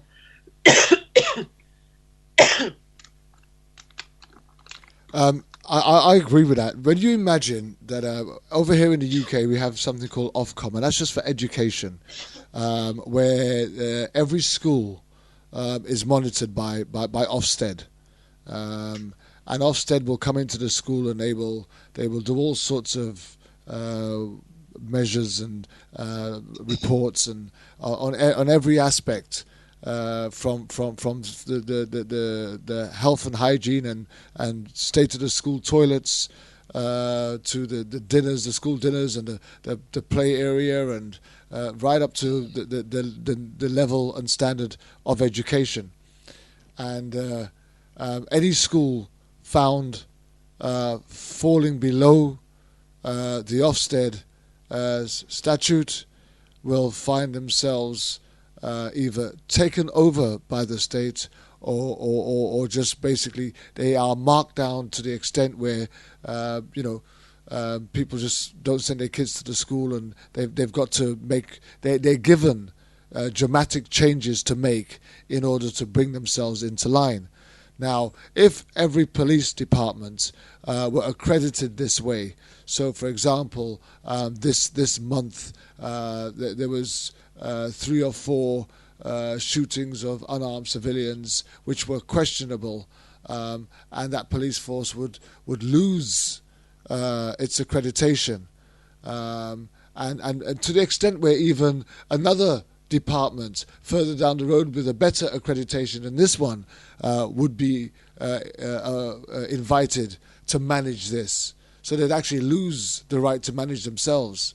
Do you think that there would be some more accountability to how they manage their particular regions and departments? David Cooper. Well, certainly if we lived in a perfect world, I would absolutely agree with that. We've got 17,000. We don't need a perfect world to expect good law and order. I know, and we don't need a perfect world. I know. We don't. No, hang on a minute, David. We also don't need a perfect world for black people to be able to walk down the street without them being in fear of their lives every time they hear a cop siren or they see a cop car go by them. So we don't need a perfect world for that. What we need is some decent law and order. No. Yes, we need a decent world. That's true. But talking about making change in police, and I watched this now for over half of my life. Okay, so I worked in the system. I watched the system. And every time I think that maybe we're gonna progress, I go back and think about well, how are we doing about another, rational thing that we should be doing, and that has to do with guns? I mean, how many shootings are we going to have of schools in this country, of shopping centers, before we come together and say, or come together like Australia or something and say, hey, this is nuts. We've got to do something. So, we're almost to that point right now, but it is half the people in this country believe that you should be able to, under any circumstances, own a weapon, any type of a weapon, and the other half says not. And listen, this very week, a young man walks into a school, kills two and injures another, and is taken away alive. Handcuffed. See, what color was he? Oh, he was white. Yeah. He was white. So, to me, it tells me that the police can actually go into an area where they are confronted with somebody who is violent, aggressive, in pursuit of criminal activity, in the process of committing murder, armed with one weapon or another, right, and take an individual alive. There's the proof right there. It can be done. Kervin, even better, last week in New York and New Jersey, a terrorist laid bombs, blew up a big block in Chelsea, New York. The man had a gun, 2 guns. How did the police take him alive? How did they take him alive? He wasn't black, you see. So, to me, the question is not that our police can't police, because there is obviously evidence that they can. They can arrest somebody in pursuit of criminal activity, right? Arrest them and bring them to justice, where their peers, who are then given the authority to adjudicate over them, can pass out an appropriate sentence. Now, there's evidence that this can happen, because it's happening. It's just not happening for black guys, black people. And for me, we have to start asking the more deep-rooted questions as to not to it being if we lived in a perfect world. We don't need a perfect world for equality to be right, because there are black officers. Retired Sergeant Cheryl Dorsey is a black retired officer who witnessed the very same behavior that she's speaking out against. And here's a question for you, retired Sergeant Cheryl Dorsey. How often did you feel that you were put in a position where you had to choose your job over how you saw your race being treated? Well, I never had any consternation, Kervin, because, it was quite simple. First of all, I was raised to do what's right. Right. Okay. And so let's start with that. And then the other thing is that I never bled blue. And so when I say that, what I mean is, I didn't get indoctrinated and I didn't buy into the LAPD way of thinking. I knew that it was possible, and I demonstrated that on a regular basis, to do my job professionally, to take those bad people to jail when I needed to make an arrest, and to allow them to have their dignity along the way. I didn't get personally invested in confrontations. I certainly had my share of people who weren't happy with the service that I was providing, because that's inherent to police work. And so I understand that, bad guys don't want to go to jail. And I understand that people are not excited about a $500 ticket that I might be writing you. And so I don't take it personal when you are verbally abusive. That's inherent to police work. It goes with the territory. And so thankfully, I like to believe that, LAPD is the best with regards to training, and they prepared me for those kinds of situations when I was in the police academy. You play like you practice. And so, we practiced what to do when you go to a family dispute and things are very volatile and the wife is calling because she's angry and then becomes mad at you now that you're there to take the husband away. We practiced what to do when you have a combative suspect And we were taught that you use only that force necessary to overcome the resistance, because once you overcome that resistance and the person is in handcuffs, if you continue to use force, now it's not about arresting them, it's about punishment.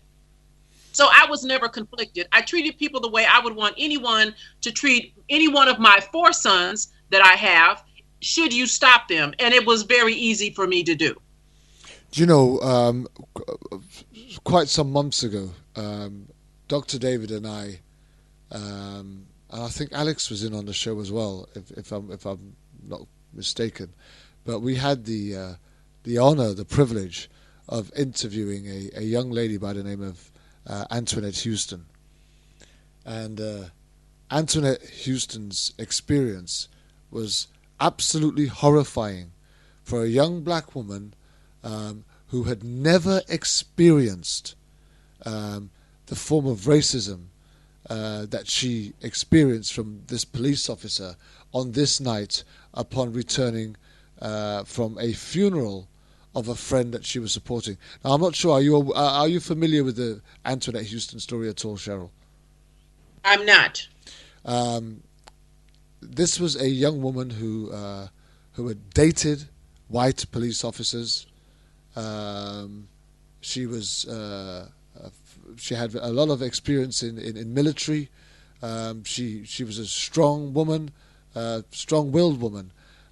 She was a dance teacher, and a friend of hers, who a pupil from her dance school, this pupil's father had died, and Antoinette was invited to the funeral in support of this pupil that was at her dance class.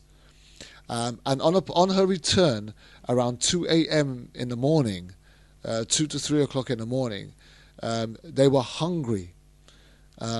She just felt a little bit peckish, and she pulled into a store with an empty car park around 2 or 3 o'clock in the morning to get herself a donut.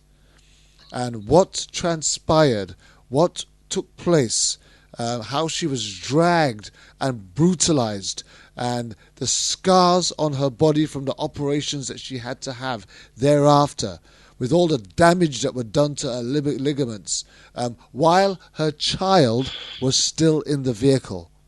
And this was a woman who on our show was very tearful in her explanation of she didn't know, she didn't believe that police did that kind of thing.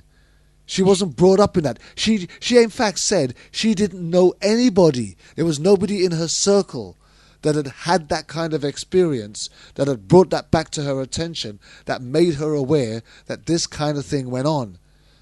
You know? And how it emotionally scarred her, and will emotionally scar her for the rest of her life, and how it has totally changed her view, her opinion of police, and her respect of them, is the price that this lawlessness that's taking place amongst the police force is having, not just on Antoinette Houston, but on a wider majority of the American community, who are getting to a position where they no longer trust the police. Now, Donald Trump can sit down on his high horse and say all what he wants to say. The truth of the matter is, the general Joe Public, the guy on the street, ordinary, decent, family, law-abiding citizens no longer trust the police. And if we can no longer trust the police, we are in a world of trouble. A world of trouble. When I listen to, this young lady's experience, I can appreciate how maybe for her that was something that she thought was not even within the realm of possibility. But, I talk a lot about it in my autobiography, because if you understand that, what police officers do externally is not much different from what goes on internally. And that's not to say that, because like we've mentioned, I'm talking about the small minority of officers that are tainting the badge for those of us who are there for the right reason and who do the right thing day in and day out. But if you understand that this stuff is learned, it's taught, it's cultural, it's systemic. And when you recognize and realize that, sometimes, command staff and supervisors treat their subordinates, police officers, very similar. And that's why I said earlier that I never bled blue. So if I was treated in a way that I thought was unreasonable, unfair, and inappropriate by my peers, I didn't get overly excited about it. I questioned when they were nice to me. Because, I'm hearing if you get caught up and you don't realize, and, as a black woman, I understand I'm a black woman. So nobody ever had to tap me on my shoulder while at work and remind me of that. And so when they treated me in a way that let me know they wanted to be sure I understood who I was, it didn't take me by surprise. And so much like citizens can sometimes be caught off guard, so can police officers who look like me and are part of that system and make the mistake of bleeding blue, because we know it's not a matter of if, but it's a matter of when. And that's not unique to the police department. That's on any job. Yeah. It's a matter of when somebody taps you on the shoulder and reminds you that you're a black person. And so when that happens to a police officer, sometimes if you're not built right, you can act in a way that is inappropriate, much like Christopher Dorner, and much like a gentleman by the name of Fred Nichols, who I talk about in my book. And I say that he was Christopher Dorner before Christopher Dorner, because he was a black man who bled blue. And when you do that, they can sometimes do things that cause you to lose your mind. Yeah, very true. Now, we've got about 15 minutes left. Well said. Absolutely spot on. We got about 15 minutes left of the show. We've talked about a lot of the problems. We've talked about a lot of the difficulties. We've talked about the racism. We've talked about the murder. We've talked about the lack of respect. Let's spend a few minutes talking about how do we go about changing this? What needs to change? David Cooper, what needs to change for A, the police to be trusted again, and B, for them to learn how to police properly? Well, I have argued for a number of years that I think that the police departments must be between 20 and 30% female. You must have that number within the organization for the good gifts that women bring into police work. I mean, I would give anything to have a staff of Cheryl Dorsey's around, because she is the real thing. She is a woman of integrity. She doesn't buy into the bad stuff. Mm-hmm. She knows what is right and to do the right thing. I think our training has got to be a lot more. I think we've got to probably go to 2 years or more of training. It's going to cost us a lot of money, but if we're serious, we've got to do something so that police are better trained. They're just not prepared. I would require every police officer today to read Harriet Beecher Stowe's Uncle Tom's Cabin. Most white people haven't, by the way. I would have them read Brian Stevenson's new book, Just Mercy. Mm-hmm. I would have them read Ta-Nehisi Coates' Between the World and Me. If you don't understand the community in which you've been placed to police, and in most cases, in most cities today, that's the black community. They are getting the brunt of all this, because they got to be prepared to understand. And it's just like Peel said 150 years ago, the police should be the people and the people the police. And that is so far. It's the problem with race in America today, it's proximity. We just don't know each other. We don't interact with one another. We've got these cities that are separated on the basis of economic. That's got to change. And it's going to take leaders who are police to step up. It's going to be a tough job. You've got to go against the grain. You've got to say, like Cheryl said, this is wrong. And people know. I bet nobody didn't know where Cheryl stood. And she had an influencing on the men and women which she led as a sergeant. And that makes a big difference. Carry that all the way through the chain of command would be a big. Here's the thing, David Cooper.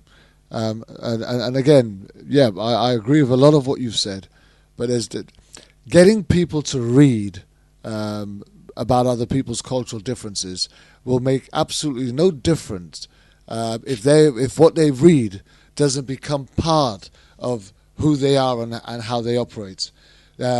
what they read does not become agreeable and appropriate to them.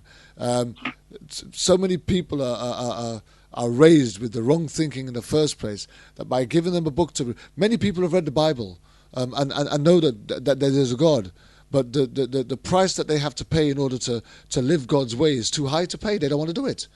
They'd rather live in sin than live free, So how do we get them to read something that allows them to change their life or change the way that they see things? Surely it has to start. I'm just thinking it has to start. One of the big arguments I make my book. Sure. Yeah. What are the barriers? I say that there are 4 barriers that keep police from moving forward from improving. And it has to do with anti-intellectualism. I mean, education changed my life. I mean, if I hadn't gone through education while I was working as a cop, I don't know, maybe I would have been one of the bad guys. I don't know. It could very, very well have been, but I don't think so. But education made a big difference. The other thing is this control in the use of violence. There's just far too much violence. The other thing going on there is this business of corruption, and in the broad sense that not being able to do the right thing, knowing what the right thing is, and yet turning your back on it. The final thing has to do with disrespect. I think that's the major cause of racism in this country, is that there's a lack of respect towards people of color by those of us who call ourselves white. Kervin, let me just offer a couple of things that I think are important to think about going forward with regards to how do we make this better. And one of the things is for anyone who feels like they've been the victim of inappropriate treatment by a police officer, it's important to create a paper trail, because the Department of Justice says that unless they can establish a pattern of practice, it's very difficult to sustain a charge of civil rights violations. And so, we complain amongst ourselves, but we don't put pen to paper. And so that has to happen. Yeah. And I encourage anyone to get engaged in your community. When they have meetings with your police chiefs, you need to go and make your voice heard. And I also encourage young people to join these police departments, because I believe that change is going to come from within.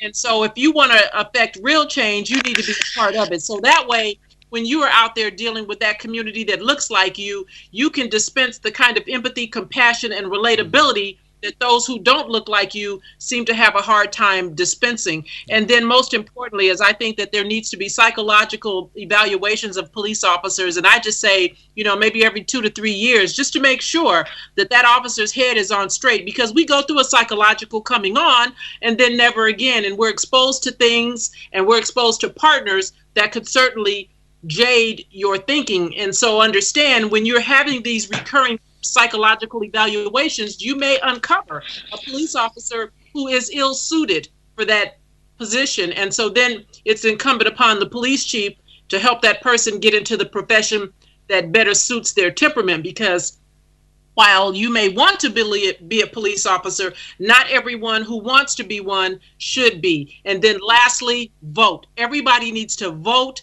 Vote for prosecutors, vote for governors, vote for mayors, vote for people who value Black lives and brown lives. Amen. Amen. And again, well said, Cheryl. Alex, let me just jump to Alex a minute.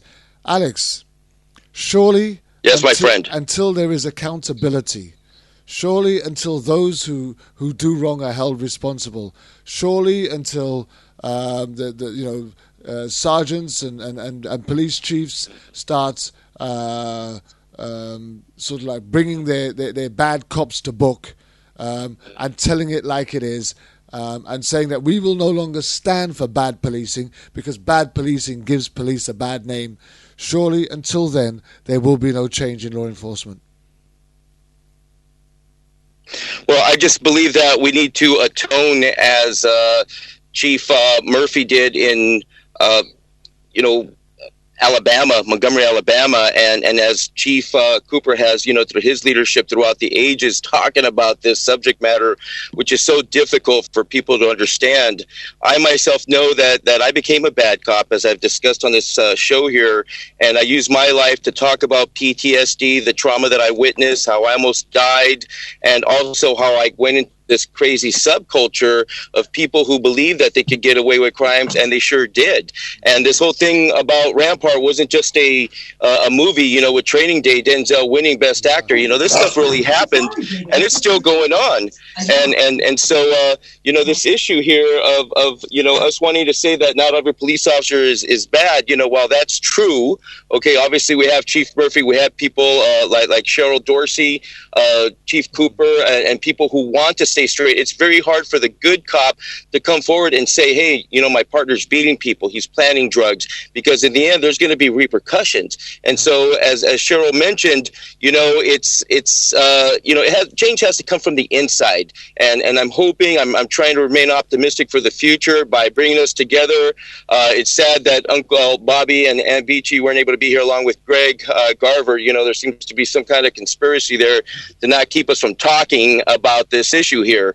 But I imagine there'll be another day here where we'll really be able to continue on with this discussion, because this is exactly what we need here, Kervin, is having this soul-searching discussion that, you know, we can attack the devil and basically not feel ashamed with guilt, and to really just bring this out with amazing minds as we're doing right now. Well, you know, here's the thing. I'm going to make another open offer that in the very near future, in the next few weeks, I want to rebook this show again because, you know, this issue is not going away. Between now and the next 4 to 5 weeks, I can guarantee there's going to be another 5 to 10, 15 to 20 that are possibly going to be killed, shot, wounded or maimed. And I believe that we've got a lot more work to do. This is still just the beginning. I feel honoured to have had David Cooper and Cheryl Dorsey on the show today. And I'm really looking forward to, and I'm hoping that this is just not a one-off, and Cheryl will see what we're trying to accomplish on issues today, as Alex has in the 2 years that we've worked with Alex now. On police brutality and unlawful killing issues.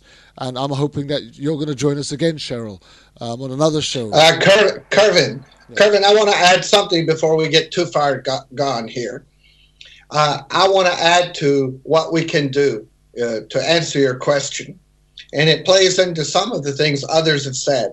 But I have a list of 10 things I think would fundamentally alter in a hands-on approach to the horrors that are happening by the police and among the minorities in our country. Number one, we have to separate the district attorney's office from the police offices. The DAs can no longer be considered law enforcement. They are lawyers, they prosecute, but they cannot be seen as partners with the police. They have to be seen as people who bring things to a grand jury for a fair analysis to be furthered to court or not. So that's the first thing. Second, we have to do the psychological testing every 3 years minimum on all police, active or non-active, if they're working with the police.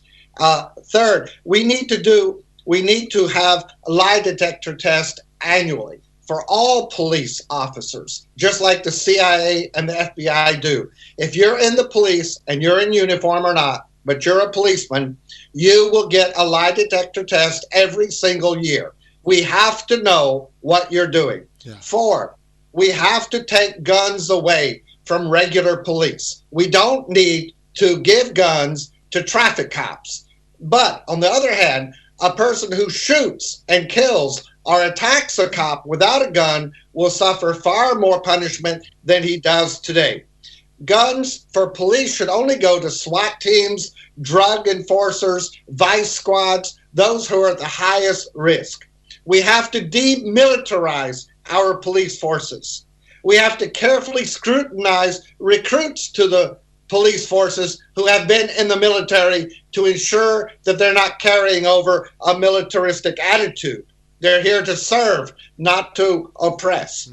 Next, we have to very carefully reconstitute the police as a constable force for our service and safety, not as a military force. And finally, we have to get a hand on the guns that are out of control in this country and being used by both police and criminals to harm our civilization itself.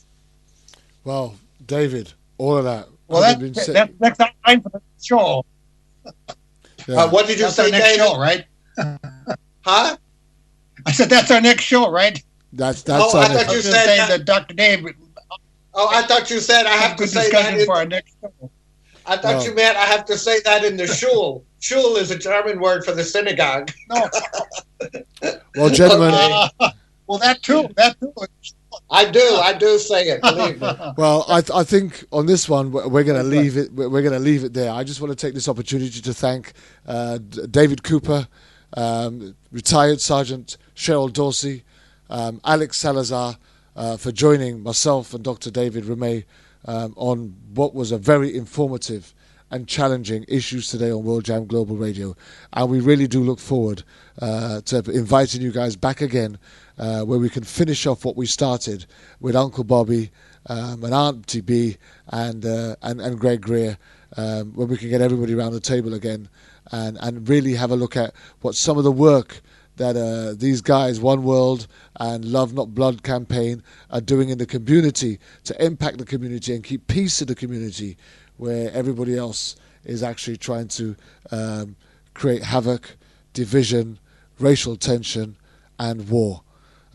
This is Kervin Julian on Issues Today, World Jam Global Radio, saying thank you for joining us, and we look forward to seeing you again sometime soon. Thank you very much, guys. This is where we call it a day, and I'll reiterate, there's an open invitation for you guys to come back and do this thing all over again. Thank you. Thank you.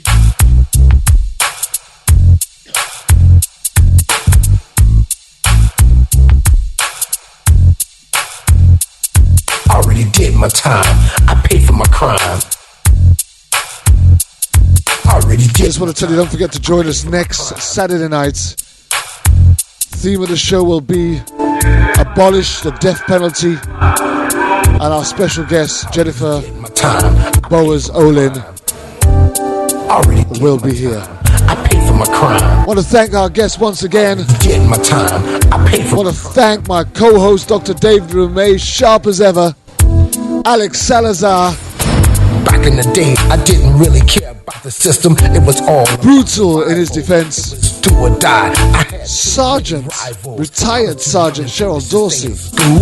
Articulate, intelligent, informative. I was good with my hands. Very challenging indeed. I was swimming in women. And David Cooper. All over the street. His elegance was supreme. They've changed. The whole game has been rearranged.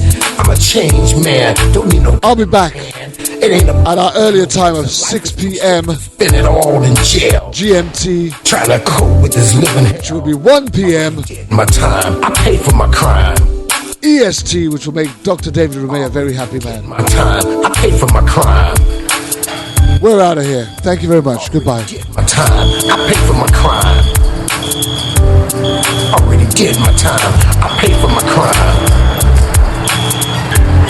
Already did my time. I paid for my crime. I was a drug dealer, sold more drugs than Superfly, but I never got high on my own supply. I'm not proud of what I had to do. That's why I'm telling my story to you and you. I had to repent. I must admit, I was doing all kind of stupid shit. Now sit back and think it over since I've gotten older. The life I used to live, I wouldn't do it again. I was young and dumb, my brain was so numb. I was a real Forrest Gump, but I was nobody's chump. Me and Billy the Kid had a lot in common. I was the real Terminator, much meaner than Arnold Schwarzenegger. I'd chew you up and spit you out like a real alligator, especially all you haters. The opening statements are going on right now. He could be facing life in prison. Prison.